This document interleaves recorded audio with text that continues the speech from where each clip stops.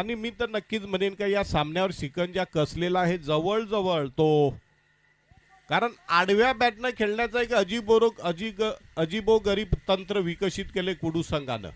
प्रत्येक वेळेला तुम्हाला आडव्या बॅटनं चेंडू मारायला द्यायला समोरचा खेळाडू काय लल्लू पंजू नाहीये.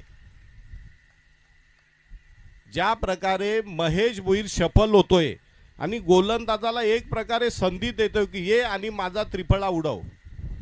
2 चेंडूमध्ये 6 धावा, किमान त्या जे डॉट गेले त्याच्यावर सिंगल डबल जरी आली असती तरी धावबला घालता ठेवता आला असता. परंतु आता मात्र स्वतःहून स्वतःला त्यांनी अडचणीत आणलेलं आहे आणि इथं जवळजवळ वालीवचा संघ हा सामना आपल्या खिशात टाकेल याच्यामध्ये काही शंका वाटत नाहीये.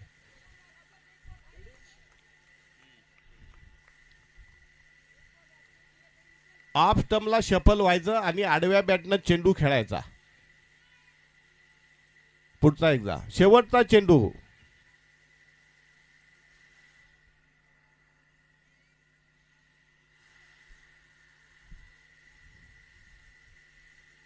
शेवटचा चेंडू आहे.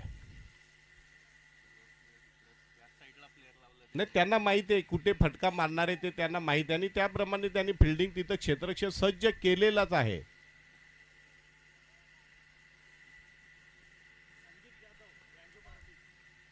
पुन्हा एकदा शेवटचा चेंडू.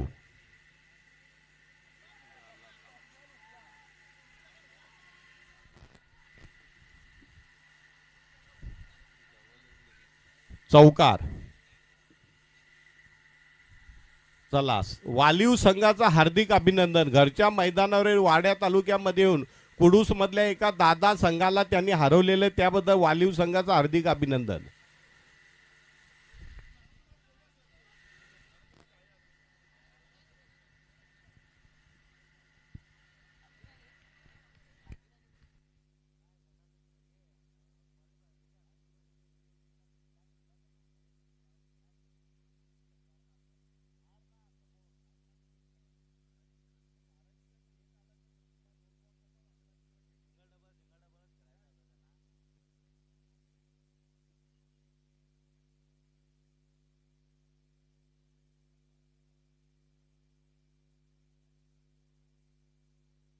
मॅन ऑफ द मॅच ज्याने